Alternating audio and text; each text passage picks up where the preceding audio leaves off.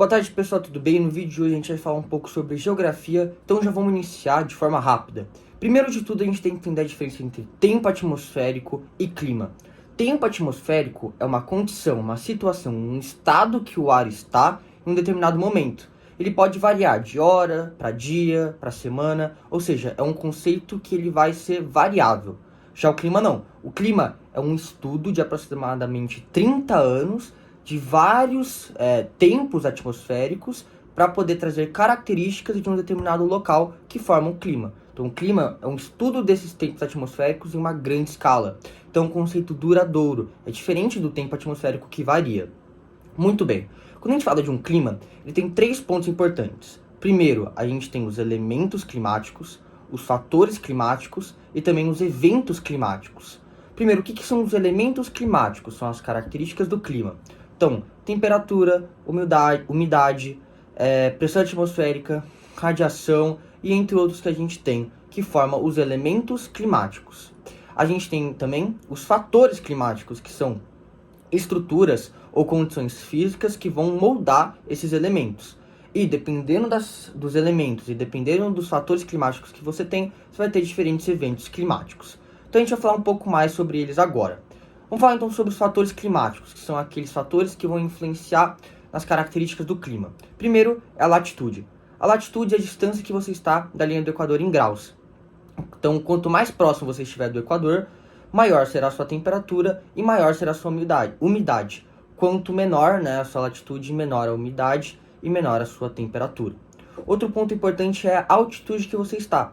Quanto mais elevado você estiver, menor vai ser a sua temperatura, menor vai ser a sua pressão atmosférica. Quanto mais próximo do nível do mar você estiver, maior a temperatura e maior a pressão atmosférica em você. Outro conceito importante é o albedo. Albedo é um conceito que a gente usa para a gente poder entender a capacidade que a superfície, que o solo tem de poder adquirir calor, de ela poder absorver o calor. Então, por exemplo, o metal, ele aquece, ele adquire muito mais calor que, por exemplo, a grama. Isso é muito importante para as condições que vão ter no local. Além disso, nós temos a questão muito importante que é da vegetação. Então, assim, a vegetação ela forma uma coisa que a gente chama de dócil, uma camada protetora, que são as copas das árvores, que vão proteger, vão evitar que os raios ultravioletas, a radiação do sol, ultrapasse. Ou seja, o clima, a temperatura não vai ser tão alta, ela vai ser mais amena. E, consequentemente, a evapotranspiração vai ser maior, aumentando a umidade. Ou seja, por causa da vegetação, o clima fica mais ameno, a temperatura amena e aumenta a umidade. Outro conceito importante, maritimidade e continentalidade. Vamos entender um pouco sobre isso. Primeiro sobre a continentalidade, o continente. O que acontece? O continente ele ganha calor e perde calor muito rápido. Então ele tem uma amplitude térmica muito alta, essa variação de temperatura mais alta e mais baixa. Como consequência, o que vai acontecer? Vai acontecer que a gente vai ter invernos e verões muito rigorosos e o continente vai ser um local mais seco. Ele não vai amenizar a temperatura ou o clima, diferente da maritimidade. A maritimidade significa que o mar ele ganha temperatura e perde devagar. Então, o que a gente chama de amplitude térmica é menor, é reduzida, não é tão alta. Então a gente vai ter invernos e verões menos rigorosos e uma maior umidade. Isso também vai influenciar bastante a região. Outro conceito, massa de ar. Então, a massa de ar, que é um conjunto de ar que está na nossa atmosfera, a gente tem duas classificações. Primeiro, os que são quentes e frios e úmidos e secos. Primeiro, quais são os quentes e os frios? O equatorial e o tropical são quentes, o polar é frio. Agora, o continental ele é seco e o marítimo ele é úmido. Então, vamos entender um pouco sobre isso. Se eu tenho, por exemplo, uma massa que ela é continental e tropical, eu sei que ela é quente e eu sei que ela é seca, beleza? Então, só com esses conceitos você já entende um pouco da região. Mas tem uma exceção, muito importante. Quando a gente olha o clima que é continental, equatorial, que pela lógica que eu falei deveria ser o quê? Quente e seco, ele não é. Ele é quente e úmido. Por quê? Porque naquela região tem a floresta amazônica, que faz a evapotranspiração, que traz umidade para a região. Então é um clima quente e úmido. Além disso, como eu acabei de falar, as massas trazem características de onde elas nasceram, que vão depositar, que vai trazer vários elementos para aquela região que vai compor o clima. Então, as suas características vão moldar a região. Beleza. Então, a gente falou já do ar, mas também tem a questão marítima, né? Então, as correntes marítimas. A primeira que nós temos é a quente e depois a fria. A corrente que é quente, o que ela faz? Primeiro, a gente tem que pensar, ó, a gente tem uma corrente quente, então a água está quente. A gente vai ter o ar aqui, então o ar ele vai aquecer e, consequentemente, ele vai subir. E aqui vai formar uma área de baixa pressão. Dessa forma, o ar que está quente aqui em cima, ele vai subir, ele vai começar a esfriar.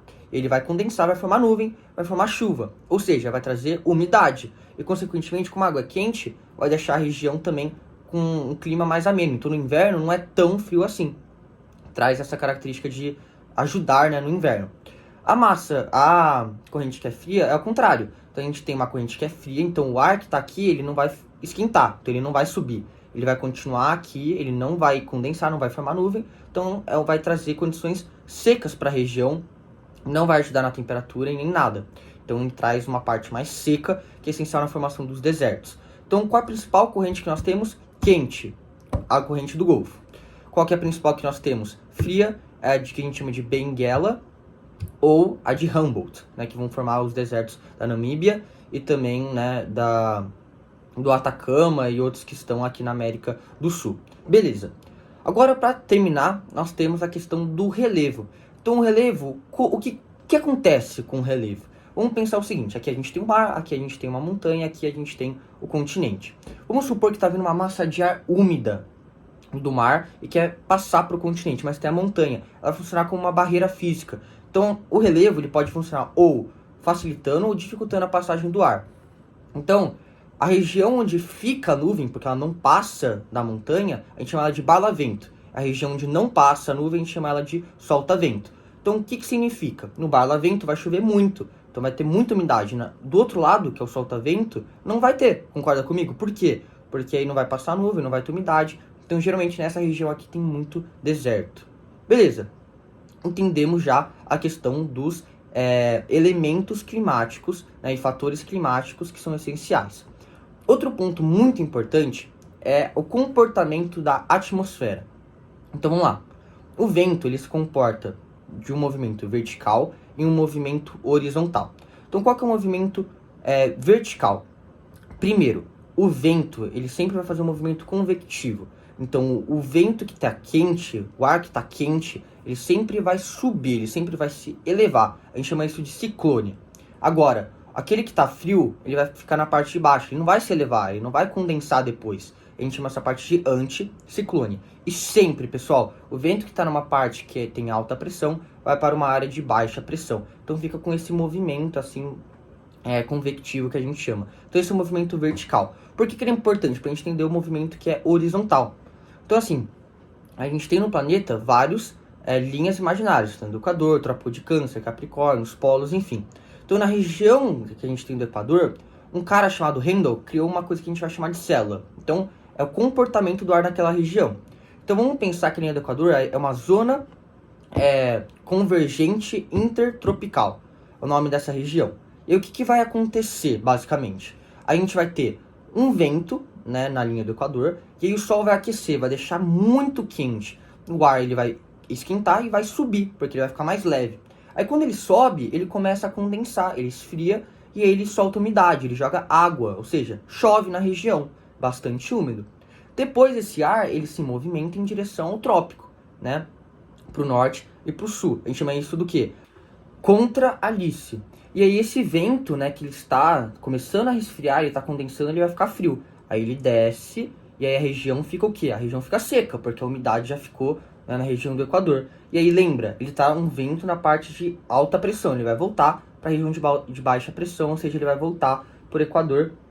E aí nesse caminho ele leva umidade. Aí a gente chama esse vento de alício, simplesmente assim, né? Não é mais o contra-alício. Muito bem, então esse processo que faz nessa ideia planetária vai trazer umidade ou vai trazer, né, seca para a região. Então por isso que a maior parte dos desertos está na região, né, de alta pressão, porque a alta pressão vai dissipar os ventos. Muito bem, então para entender isso numa condição planetária. Só que a gente também tem condição regional e a gente também tem condição local. Então, o vento, além da parte planetária, se comporta de forma regional também. Então, por exemplo, a gente tem uma coisa chamada brisa. Então, a gente tem a brisa continental e a brisa marítima. Então, qual que é a ideia? De dia, o continente ele vai estar muito quente, porque ele atrai calor muito rápido, e o mar vai estar frio. Então, o mar, como ele vai estar frio, o ar que vai estar em cima dele também vai estar frio. E o ar do continente vai estar quente. Então, o ar do continente vai subir, vai gerar uma área de baixa pressão. Enquanto o mar vai ser uma área de alta pressão. Lembra que eu falei? O vento que está na alta pressão sempre vai para baixo. Então, o vento que está no mar vai para o continente. Isso no quê? Isso durante o dia. Durante a noite é o contrário. Por quê? Porque o continente vai perder muito calor e o mar vai estar quente. Então, agora, o continente vai ser a alta pressão e o mar vai ser a baixa pressão. Então, o vento que tem no continente vai para o mar. E aí, esse vento que sai do continente e vai para o mar é seco. O vento que vai do mar para o continente é úmido. Isso acontece muito lá na Índia, em monções, né? A gente chama de ventos de monções. O que acontece é que a gente tem a Índia, aqui a gente tem o Himalaia, onde tem o Everest, enfim, e em seguida a gente tem o deserto de Gobi. O que acontece? É um vento sazonal, que a gente chama, ou seja, depende do período que tiver, né, da estação do ano. Então, no verão, o continente é muito quente. Então, ele é uma região de baixa pressão. Então, o mar, né, o Oceano Índico, vai mandar vento para o continente úmido. Esse vento úmido encontra a cordilheira do Himalaia e aí ele fica lá. Lembra do bala-vento que eu falei? Então, aí chove muito no continente e gera enchente, gera vários problemas, ou seja, tem muita umidade no verão. No inverno é o contrário. Então, o mar agora é quente e o continente ele é frio. Então, o mar tem baixa pressão e o continente tem alta pressão. Então, o vento do continente vai para o mar, que leva, né, toda a umidade, leva um vento seco para a região e aí o continente fica seco. E como nenhuma dessas massas passa para o outro lado, tem o deserto que eu falei. Beleza, então falamos da questão regional e falamos também da questão planetária, mas também tem a questão local. Então, principalmente aqui no Brasil, né, em outros continentes também. Então, primeiro a gente tem o vento que a gente vai chamar de... tem o Miruano, tem o Mistral e tem o Siroco. Então, vamos entender um pouco sobre eles. Primeiro, vamos falar sobre o Mistral. O que faz o Mistral? É um vento que acontece no sul da França. Então, é um vento frio e seco, que desce da parte superior da Europa e vai descendo até o Mediterrâneo. Então, esse vento frio e seco encontra o oceano que é mais quente. E ao se encontrarem, o que vai fazer? Vai fazer a temperatura cair e vai formar um céu limpo. Então, essa é uma característica que tem no vento da Europa. O Siroco acontece no norte da África e sul da Europa, então Itália e Espanha principalmente. Então é um vento quente, que pode ser úmido ou seco, e ele leva poeira. Então quando ele encontra as massas úmidas do Mediterrâneo, vai gerar o quê? Vai aumentar muito a temperatura e vai formar poeira na região bastante. Bom, e para finalizar a gente tem o Miruano, certo? E aí o Miruano, que acontece no sul, né, do Brasil e também no Uruguai, qual que é a ideia dele? Ela acontece depois do encontro de frentes, principalmente uma frente fria. Então ela vem do sudoeste com a chegada do ar polar. Então, como é um vento frio e seco, vai deixar o ar limpo, vai deixar o céu, né, limpo, com poucas nuvens, mas vai deixar o local bastante frio também. Bom, agora vamos falar um pouco então dos fenômenos climáticos, que é consequências que acontecem por causa dos elementos e dos fatores climáticos. Então, o primeiro são as frentes, fria e quente. Vamos entender um pouco. O que é uma frente fria? É quando uma massa de ar quente e uma massa de ar fria se encontram, só que a massa de ar fria ela é mais densa, ela é mais pesada, então ela empurra a massa de ar quente para cima. E aí ela vai subindo e ela condensa, ela vai formar nuvens. Quando esse processo é muito forte, ou seja, tem muita massa, muito pesado, essas nuvens elas ficam muito fortes, muito densas. Ou seja, chove muito, tem trovão, pode ter granizo, quebra a infraestrutura, pode mudar o nível do mar. Então é uma chuva bem forte. Uma frente quente é a mesma coisa, só que esse processo é mais calmo, então não é tão forte, ou seja, não são duas massas de ar tão potentes assim. Então sobe a massa quente, forma nuvens mais ralas, com chuva mais tranquila, sem trovão, sem destruição, que são mais contínuas, ou seja, não demandam tanto tempo, né? Elas passam depois de algum tempo. Bom, então o que acontece com essas frentes? Elas vão formar chuvas, e aí chuva que a gente tem a parte de frente, a gente chama ela de chuva frontal. Além disso, a gente tem mais dois tipos de chuva. A chuva orográfica e a chuva que é de verão, né, ou convectiva, que a gente chama. E bom, como que funciona? A chuva de verão é o seguinte, a gente tem a superfície, tem que estar muito quente. Então tá muito quente, então a superfície está quente, ela vai aquecer o ar que está acima dela, e lembrando, o ar vai subir, vai condensar, vai ficar frio e vai gerar nuvens. Muitas nuvens porque está muito quente. Juntamente com a evapotranspiração das florestas, vai aumentar ainda mais a umidade, gerando chuvas muito fortes, muito destruidoras, que acontecem principalmente na Amazônia, porque é quente, porque está próximo do Equador, e porque tem bastante evapotranspiração. E a última chuva que nós temos é a chuva orográfica, que eu já expliquei, né? Que é aquela chuva que chega, né, na parte montanhosa, no relevo, e não consegue ultrapassar. Então ela vai chover bastante de um lado e do outro não tem nada. Então esses são os três tipos de chuva que a gente tem. A gente também tem a neve. O que é a neve? A neve é quando acontece a precipitação de flocos de neve. Então, para que ela aconteça, a superfície tem que estar fria, o clima tem que estar frio e tem que ter bastante umidade. Beleza. Agora, para a gente finalizar, né, esse tópico, a gente tem os tornados, os furacões e as microexplosões. Primeiro, o que é um furacão? O furacão, ele se forma sempre em cima do oceano. Ele tem que ser um oceano quente, está aproximadamente 27 graus. E o que acontece? O raio solar, juntamente com a temperatura da água, que já é quente, vai fazer o ar que está em cima da água começar a se elevar. Ele fica leve, como já expliquei várias vezes, ele sobe e vai formando as nuvens. E lá vai gerar uma área de baixa pressão. E ele lembra que os ventos sempre vão em direção à baixa pressão, ou seja, os ventos que estão em volta vão começar a ser puxados por essa área de baixa pressão, porque está muito baixa por causa da temperatura, principalmente da água, eles começam a girar, né, por causa da rotação da Terra, de forma espiral e forma o furacão.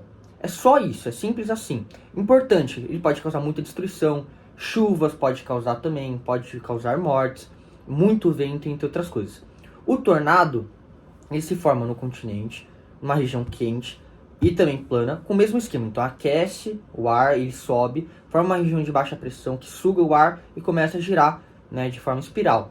Então é muito parecido, só que um no continente e o outro é no mar. As microexplosões é um processo que pode acontecer na formação do tornado. Então quando o ar quente ele sobe e ele puxa os ares que estão em volta, o ar frio ele desce numa velocidade muito alta, numa pressão muito forte, e pode gerar pequenas explosões. Então é um vento lateral, diferente do tornado, mas também numa região de baixa pressão. Beleza, então já falamos um pouco sobre todas essas características que a gente tem do clima. Importante a gente lembrar como que se forma um deserto. Primeiro, para formar um deserto tem que ser uma região de alta pressão. Por quê? Dissipa o vento, tem menos umidade, né? Lembra que eu falei que na célula de Handel vai o contraliso, né, e o aliso depois, em seguida, que leva o processo de seco, né, um vento seco para a região, então influencia na formação do deserto. Outro fator, né, a gente tem o relevo, então não passa a massa úmida. Tem a continentalidade, ou seja, como eu falei, a amplitude térmica, ela é maior, então vai ter uma menor umidade, porque essa amplitude vai ser maior. E a gente também tem outra coisa que é muito importante, que são as correntes frias, como eu falei, né? Então a gente vê uma corrente que não traz umidade para a região, que vai ajudar na formação do deserto. Então corrente fria, relevo, continentalidade e a região que está, né, de alta pressão forma deserto. Beleza, agora a gente tem que entender um pouco sobre os climas. No mundo a gente tem vários climas, né? A gente não precisa saber exatamente todos, mas principalmente do Brasil. Então no Brasil, o primeiro clima que a gente tem, o equatorial. Está lá na região amazônica, no norte, próximo à linha do Equador. Característica: muita chuva no ano todo. Então os índices pluviométricos são muito altos. E tem uma amplitude térmica muito baixa. Então é como se fosse uma linha reta a temperatura, mas sempre muito alta. Na casa dos 25 até os 30 graus, independente da estação do ano. Outro importante que a gente tem é o tropical. O tropical na região centro-oeste, nordeste e sudeste, né, também, que se enquadra. Qual que é a característica? Primeiro, tem chuva? Tem. Todo o período do ano? Não. A gente tem invernos secos, então temperaturas mais baixas, não tão baixas, mais baixas e mais seco. E verões quentes, né, só que com bastante chuva. Essa é uma característica importante. Então tem uma pequena amplitude térmica. A gente também tem o clima semiárido, característica: quente a maior parte do ano todo, chuva muito baixa, né, muito parecida com o clima desértico. E aí a gente ainda tem mais três: o de altitude, o litoral e o subtropical. O subtropical, que está na região sul, qual que é a característica? Tem chuva? Tem, não é tanta, mas tem principalmente no verão. A temperatura é mais baixa, então é o único que chega aproximadamente 10 graus aqui no Brasil, por causa das massas polares, que eu falei principalmente daquela parte sobre as correntes, né? Muito importante. Beleza. Além disso, a gente tem o clima litoral e a gente tem o clima de altitude, né? Então, qual que é a diferença entre os dois? Ambos têm bastante umidade, só que a temperatura do clima de montanha é um pouco menor e o clima do litoral é bem maior. Então, o litoral tem altas temperaturas, o clima do relevo, né, das montanhas é bem menor. Os dois têm bastante chuva, mas no litoral tem ainda mais por causa da corrente marítima, da maritimidade, como eu falei. Então, são características do clima aqui no Brasil. Tem climas também fora, tem o clima frio e polar, por exemplo. Característica: pouca chuva, temperatura muito baixa. Tem também, né, isso nas altas latitudes. Nas médias latitudes, a gente tem principalmente, né, alguns tipos de deserto. Então, tem um deserto frio e tem deserto quente. Então, pode ter altas temperaturas e baixas, mas sempre pouca chuva. Clima temperado, as 4 estações do ano bem definidas. Então, a gente tem um verão que ele é bastante seco e a gente tem um inverno que é bastante úmido, porque lá no norte é um pouco diferente. A gente tem também o clima mediterrâneo. O mediterrâneo é sempre o oposto do nosso tropical. Então, no nosso tropical, a gente tem verão quente, úmido, e inverno frio e seco. O mediterrâneo é o contrário. Então, é verão seco e inverno úmido. Beleza. A gente também tem nas baixas altitudes, o equatorial que eu já expliquei, o tropical. O de monções, né, como eu falei naquela parte da Índia, é igual ao tropical, né, com essa pequena variação. Então, inverno que a gente vai ter seco e o verão úmido, igual no Brasil. A gente também tem, como eu já expliquei, o clima de montanha, que tem bastante, que vai variar bastante, né, mas tem temperaturas um pouco mais baixas, tem chuva principalmente no verão, e tem um deserto, principalmente quente, na área mais próxima do Equador, que aí a temperatura é muito alta e a gente tem a pluviosidade muito baixa. Muito bem, pessoal, então esse foi o vídeo de hoje. Eu resumi bastante o conteúdo, trouxe tudo que é essencial e importante. Leiam os livros, se dediquem, façam a prova que está no Class. E é isso. Valeu!